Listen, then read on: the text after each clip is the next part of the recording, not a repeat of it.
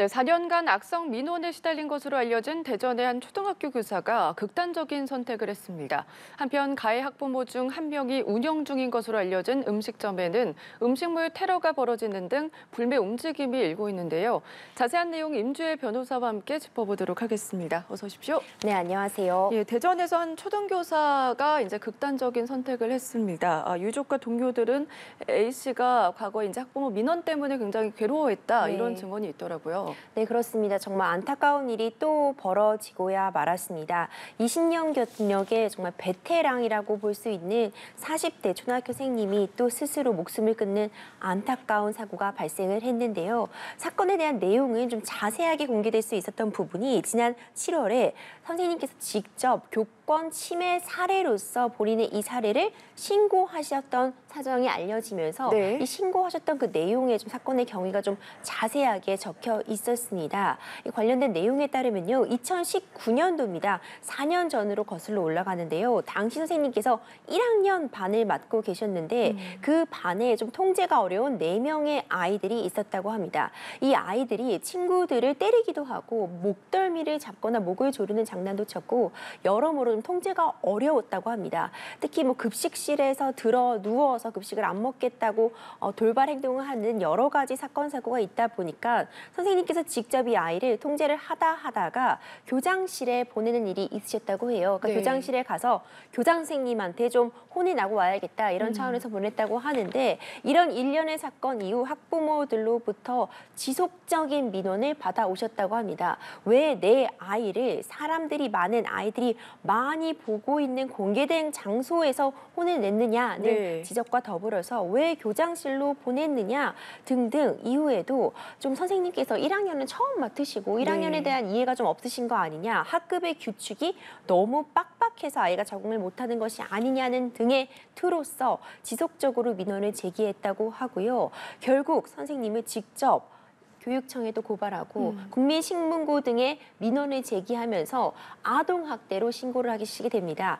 이후에 결국 소송에서는 선생님께서 당연히 무혐의 처분을 받으셨지만 그 과정에서 정말 극심한 스트레스를 겪으셨고 정신적으로도 계속 치료를 요할 정도의 스트레스를 동반하셨다고 하고요. 특히 최근에 이 서희초 사건을 겪으시면서 감정적인 동요가 있었을 것 같아요. 네. 또 다시 무력감, 다시 교권이 회복될 수 있나 이런 무력감 등이 더해지면서 좀 극단적인 선택을 하신 안타까운 사례를 또 전하게 되었습니다. 네, 말씀해 주신 것처럼 지난 7월에 교권 침해 사례를 직접 작성을 해서 제보한 것으로 알려지고 있는데 이 기록에 따르면 교권보호위원회를 요청을 했는데 열리지 않았다면서요? 네, 이 부분에 대해서도 지금 많은 분들이 비판을 하고 있고요. 네. 그래서 이 학교 앞에 이제 교장 선생님에게 왜 교권 침해에 대해서 이런 보호위원회를 열지 않았냐는 어떤 비난이 섞인 메시지를 전달하는 그런 학부모님과 관계자들도 심심치 않게 찾아볼 수 있다고 합니다. 네. 이 부분은 지금 수사를 하겠다고 밝혔고 어떤 조사가 있을 예정이라 구체적으로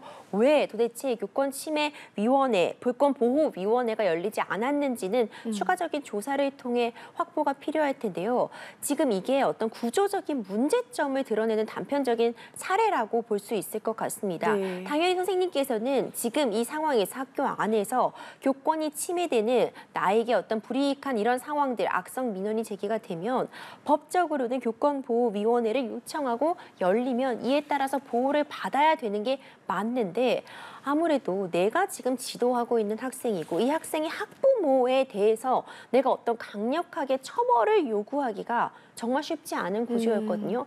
학교에서도 당연히 선생님들에게 문제를 크게 만들지 말자, 그냥 사과하고 넘어가자 이런 식의 태도로 일관하는 경우가 참 많아왔습니다. 네. 그러니까 유명무실했던 제도의 어떤 제대로 작동하지 못함을 보여주는 사례가 아니었나 싶고요. 선생님께서는 또 직접 언제까지 내가 이렇게 당해야 되느냐, 그 민원의 정도가 정말 심각했다고 지금 전해지고 있습니다. 전해지는 얘기에 따르면 선생님께서도 이 학교의 인근에 거주하고 있었는데 학부형들을 만날까 봐 무서워서 마트도 돌아다니셨다고 해요. 더 네. 먼 거리에 있는 지역까지 장을 보러 가실 정도로 좀 극심한 스트레스에 시달리셨고 지금 이 사건은 2019년도였는데 해당 학년이 지나고 나서도 지속적으로 그 다음해까지도 계속해서 민원을 제기했다고 합니다. 그 이유로는 1학년 때 제대로 지도를 받지 못해서 이런 문제가 있었던 거다. 이런 식으로 해서 계속 민원을 제기하셨다고 하니 얼마나 그 스트레스가 극심했을지 참 안타까운 상황입니다. 네, 말씀해 주신 걸 정리를 좀 해보면은 A 교사는 이제 학부모의 악성 민원에 시달려서 법적 조치가 가능한지 문의를 했다고 하는데 현행법으로 봤을 때 이게 법적 조치로 가능합니까? 그렇습니다. 사실 법적 조치는 가능합니다. 네. 많은 사람들이 지금 뭐 교무실이나 이런 곳에 찾아와서 아니면 학교에 찾아와서 폭언을 하는 경우에 이럴 때 사실 모욕죄라던가 아니면 비방의 목적을 가지고서 이제 사실이든 허위의 사실이든 적시함으로써 어떤 선생님의 명예를 훼손하고자 하는 의도가 있었다면은 명예훼손죄, 그 외에 진짜로 폭행 등이 네. 있었다면 폭행죄 등 여러 가지 죄목을 좀 생각해 볼 수 있을 것 같은데요. 문제는 지금 우리 사회의 분위기 그리고 이 학교의 분위기상 선생님께서 적극적으로 형사처벌을 요구할 수 있었냐는 지점이겠죠. 실제로 초등학교 교사 교권 침해 경험 설문조사 결과에 따르면은 지금 모욕이나 명예훼손을 경험했다는 분들은 상당수가 있거든요. 네. 그렇다면 이것들이 다 명예훼손이나 모욕죄로 처벌이 됐냐? 처벌까지 가는 사례는 거의 없다고 보셔도 무방할 것 같습니다. 결국 학교 내에서 어떤 교장 선생님이나 교감 선생님들도 선생님을 좀 쉬쉬하게 하고 좀 참고 넘어가자 이렇게 처벌을 좀 소극적으로 하도록 유도하는 부분도 분명히 있을 수밖에 없고요. 선생님이라는 지위가 내가 이 아이를 교화시켜야 되는데 내가 이 아이를 이 아이의 부모를 처벌하겠다고 나서기가 어렵거든요. 그렇기 때문에 지금까지는 처벌이 제대로 이루어지지 못했던 것도 현실이고 그와 관련해서 선생님이 다 증거를 모으시고 그 상황을 녹화하고 녹음하고 증거를 남겨서 신고까지 가셔야 되는데 네. 이거 지금까지 처벌을 하시려면 어떤 도움보다는 선생님 개인이 변호사 사무실 가서 상담받아 보시고 이렇게 개인이 대응하시는 수밖에 없었는데 이번 사안 등을 통해서 좀 집단적으로 체계적으로 선생님들이 이런 위험으로부터도 법적인 보호를 받을 수 있는 장치가 학교 안, 교육청 안에도 마련될 필요성 반드시 있어 보입니다. 네, 대전시 교육청에서도 교사의 사망 원인을 조사 중이라고 하는데 이게 A 교사의 사망 원인 그리고 악성 민원의 연관성이 확인이 되면은 수사기관에 어떻게 고발이 가능할까요? 일단 수사는 반드시 필요할 것으로 보이고요. 네. 앞서 말씀드린 것처럼 이번 사안 같은 경우에는 선생님께서 생전에 지금 관련해서 제보를 남기셨기 때문에 상세하게 그 사건의 일지들이 좀 기록이 되어 있는 것으로 보입니다. 그렇기 때문에 어떤 증거도 좀 남아 있을 것으로 보이는데요. 그렇다면은 어떤 문제점이 없었는지 처벌할 지점은 없었는지 충분한 조사는 가능하겠지만 이 사망과 관련해서 과연 이 자신의 행동이 선생님을 죽음으로까지 내몰 수 있다는 것을 예측할 수 있었느냐, 네. 예측하고 한 행동이냐는 또 좀 다른 차원의 문제로 볼 수 있겠거든요. 그렇기 때문에 정말 안타까운 부분이지만 어떤 사망과의 인과성 자체를 증명하는 것은 쉬운 문제는 아니어 보이고요. 네. 하지만 관련 법에 따라서 지금 이 악성 민원이 법적으로 문제되는 부분이 있다면 그에 대한 조사와 처벌은 끝까지 이루어져야 할 것으로 보입니다. 알겠습니다. 한편 지역 주민들은 이 가해 학부모로 지목된 이들에게 비난의 목소리를 보내고 있습니다. 가해 학부모들이 운영하는 것으로 알려진 사업장 두 곳에 대해서 불매 움직임도 일고 있다면서요? 그렇습니다. 이제 불매 움직임을 넘어서 이 가해 학부모가 운영하는 것으로 알려진 이 음식점에 대해서는 네. 이게 프랜차이즈 가맹점이었는데 본사 차원에서도 이제 영업 중지 결정이 내려졌고요. 실제로 영업 자체가 불가능할 정도로 이 매장 앞에 포스트잇 등으로 지금 굉장히 뭐 가해자다, 살인자다 이런 네. 메모들이 붙어 있고 불매 운동 그리고 별점 테러 등이 일어나고 있습니다. 당연히 이렇게 대응하시는 부분에 대해서 심정적으로는 저도 충분히 공감을 하는 바이지만 네. 이 불매 운동이 일어나면서 이 자체가 사실 나라가 나서서 처벌을 하는 게 법치주의이고 우리가 그렇기 때문에 법이 있는 건데 지금 사적인 개인이 나서서 직접적으로 이렇게 가해자의 신상을 확보하고 또 가해자에게 직접 어떤 응징을 하려고 하는 부분은 좀 조심스러운 부분도 있는데요. 네. 지금 사회적으로 얼마나 이 교권 침해에 대해서 많은 분들이 울분을 토하고 있고 사실 중요한 부분이 이 교권 침해와 관련해서 선량한 대부분의 학부모님들과 학생들 역시도 이 피해 선생님과 마찬가지로 피해자거든요. 네. 지금 교육받을 권리, 선생님으로부터 보살핌을 받을 권리, 학습을 할 권리를 박탈당하고 있는 대다수의 학부모와 학생들의 공분이 표출되었기 때문에 이렇게 가해자에 대한 신상털기와 불매운동까지 일어나고 있다는 생각이 듭니다. 네, 앞서서 살짝 언급을 해주셨지만 지금 이 해당 영업점의 가맹 본사에 이제 민원을 제기해서 영업 중단 조치가 내려졌다고 했잖아요. 네. 이 부분에 대해서는 어떻게 좀 보세요? 그렇습니다. 사실 아직 조사가 진행 중입니다. 지금 정확하게 이 프랜차이즈 본사와 가맹점 간에 어떻게 계약이 맺어져 있는지는 사실 좀 더 검토가 필요하겠지만 일반적으로 이런 프랜차이즈 계약을 보면 이 프랜차이즈의 명예를 실추시키는 행위를 가맹점주가 하게 되면은 이 부분에 대해서 손해배상 청구를 한다거나 가맹 계약을 해지할 수 있다는 그런 내용이 통상적으로 들어 있거든요. 아마 이런 조항을 근거로 그러니까 명예를 좀 실추시켰다, 품위의지 유무를 위반했다 네. 이런 조항을 근거로 이런 영업 중단 조치가 내려졌을 것으로 보이는데 이 부분도 충분히 이해는 가는 지점이지만 개별적인 상황에 따라서는 이런 명예 실추 행위가 이 음식점의 운영 자체 뭐 예를 들어 위생이 불량했다거나 잘못된 음식을 팔았다거나 안전상의 관리상의 문제가 있었다는 부분과는 좀 별개가 있는 지점이라 나중에 만에 하나 뭐 그 가맹점주 측에서 이 가해자 측에서 이와 관련된 본사의 조치에 대해서 문제를 제기를 한다고 한다면 그에 따라서는 법적으로 공방이 있을 수는 있겠지만 지금 현 상황에서는 이 가맹점주, 이 프랜차이즈 본사의 이런 영업 중단 조치가 있지 않더라고 하더라도요. 지금 사실 정상적인 운영은 어려웠던 상황이었기 네. 때문에 이런 부분 사실 참 안타까운 지점이지만 어쩔 수 없는 부분이었다 이런 생각도 들게 됩니다. 네, 한편 아동복지법 제17조 제5호를 개정해야 된다 이런 목소리도 나오고 있습니다. 이 조항이 어떤 건지 궁금하고요. 구체적으로 어떤 부분이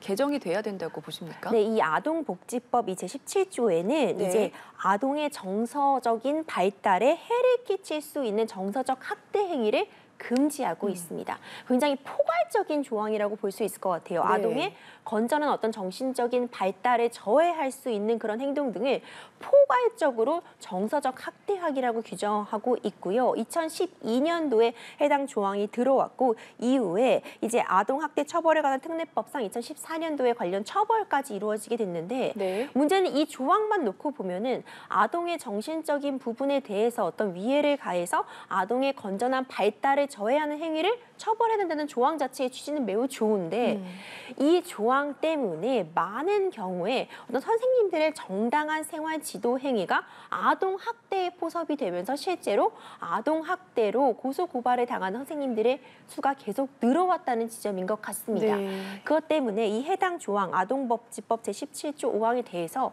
개정이 있어야 되는 목소리가 계속 있어 왔거든요. 이렇게 요즘 이 교권 침해 사례가 불거지기 이전부터 이 부분에 대한 문제 제기가 있어 왔는데 이렇게 포괄적으로 이 부분을 정서적 학대 행위라고 규정을 하게 되면서 이번 사례와 마찬가지로 많은 사람들이 있는 곳에서 아이에게 정당한 방식으로 생활 지도를 했다고 해서 이것이 아이의 건전한 발달을 저해했다고 본다거나 아니면 강제로 남아서 숙제를 시키는 행위도 아동의 정신적인 학대 행위가 해당할 수 있다 이런 식으로 우리가 봤을 때 이건 정상적인 범주 내의 행위임에도 불구하고 선생님께서 충분히 지도할 수 있는 행위임에도 불구하고 이 조항을 근거로 학부모들이 아동학대로 신고하는 경우가 많았습니다. 이번 사례에서도 1학년 학생이 친구들의 목을 조른다거나 급식실에서 누워있는 행동 같은 걸 하면 안전과 직결되고 그 나머지 학생들이 피해를 볼 수밖에 없는 행동이었음에도 이것을 갖고 선생님께서 생활 지도를 한 것을 아동학대 행위라고 보았던 것이거든요. 네. 결론적으로는 법원에 가서 무혐의를 받는다고 해도 이 과정, 법원에서 내가 아동학대의 처벌에 관한 조사를 받는 과정은 1심이 최소 6개월에서 1년 정도 걸리게 됩니다. 그럼 그동안의 선생님의 그 극도의 스트레스와 결국 직접 본인이 나서서 이 아동학대가 아니었다는 점을 입증해야 되는데 이번 사례에서도 동료 교사들과 다른 학부모님들이 탄원서를 제출해 주셨다고 해요. 네. 선생님은 정당한 지도를 하신 거다, 문제가 없었다고 탄원서를 제출해 주셨다고 하는데 이런 여러 과정이 굉장히 고통스러울 수밖에 없기 때문에 구체적으로 해당 조항을 일부 수정하거나 적어도 교권 침해를 예방하기 위해서 선생님들의 정당한 학생 지도 행위는 이런 아동 학대 행위에 적용되지 아니한다 하는 면책 조항이 추가적으로 들어갈 필요성이 반드시 있어 보이는 상황입니다. 예. 2달 사이에 서희초 교사를 비롯해서 경기 용인시에도 의정부시에도 교사가 극단적인 선택을 한 사례, 언론에 보도된 것만 보니까 9건이거든요. 현실적인 대책이 시급해 보이는데 뭐가 가장 시급하다고 보십니까? 정말 안타까운 지점은 지금 우리가 집중을 하고 있으니까 이렇게 수가 늘어나는 것도 보이는 것 같아요. 네. 이전에도 몇 년 전부터도 계속해서 지금 교권 침해 사례는 있어 왔고 선생님이 교탁 앞에 서 계시는데도 누워서 휴대폰을 보고 있는 아이들의 모습도 우리가 인터넷상에서 굉장히 화제가 됐었고요. 네. 더 이상 아이들에게 내가 정당하게 아이들을 이끌어주고 싶은데도 이끌어주지 못하는 선생님들이 정말 많았습니다. 이 부분은 사실 정서적인 학대를 하고 있는 거는 악성 민원을 제기하는 학부모가 아닌가 저는 그런 생각을 해보게 되거든요. 아이들은 아직 미완성된 존재고 미성숙한 존재입니다. 이 아이들이 잘못된 행동을 한다면은 이 부분을 교정하고 교화시키고 건전한 사람으로 다시 성장할 수 있도록 도와주는 게 어른의 역할인데 단순히 우리 애가 기가 죽는다며 우리 아이가 지금 창피를 당했다고 주장할 것이 아니라 어떤 것이 진정하게 아이를 원하는 일인지를 살펴본다면 결국 학교가 바로 서려면 아이가 행복하려면 선생님들에게 그 힘을 또 실어드려야 되는 거거든요. 학교 내에서의 생활 지도는 뿐만 아니라 가정 내에서의 어떤 따끔한 지도도 필요하겠지만 결국 선생님이 내 아이를 잘 파악하고 이 객관적인 환경 속에서 다른 친구들과 지내는 모습을 가장 많이 보는 선생님께 아이를 지도할 수 있는 그런 건전한 힘을 다시 쥐어드릴 수 있는 그리고 그럴 수 있는 그만한 좀 자극이 될 수 있을 만한 용기를 드리는 점이 필요할 것 같고요. 지금 좀 걱정스러운 부분이 우리도 언론에서 계속해서 이런 내용이 보도가 되다 보니까 선생님들이 그 내부적으로도 우울감이 상당하시고 좀 피로도도 상당하시다고 합니다. 네. 우리가 뭐 베르테르 효과라고 하죠. 이런 소식들이 계속 전해지면서 또 무력감에 빠지고 이런 상황이 바뀌지 않을 거야 이렇게 좀 슬프게 생각하시는 분들이 많은 것 같은데 정서적인 지원책도 반드시 필요해 보이고요. 이 교사라는 특성에 맞는 현실적인 대책이 필요하다는 점을 다시 한번 강조드리고 싶은데요. 선생님들에게는 직장이기도 하지만 다른 직장 내의 어떤 이런 갑질 피해 사례와는 전혀 다른 양상입니다. 내가 가르치는, 내가 보호하고 있는 아이를 상대로 그 아이의 학부형을 상대로 선생님이 싸우시기는 결코 쉽지 않은 구조이기 때문에 구조적인 개선을 통해 교권 침해가 사례가 발생하면 선생님이 모든 걸 다 나서지 않아도 시스템적으로 해결할 수 있는 그런 안전망들이 선생님 앞에 겹겨이 쌓여지기를 기대해 봅니다. 알겠습니다. 오늘 말씀 여기까지 들어보겠습니다. 지금까지 임주혜 변호사와 함께했습니다. 고맙습니다. 감사합니다.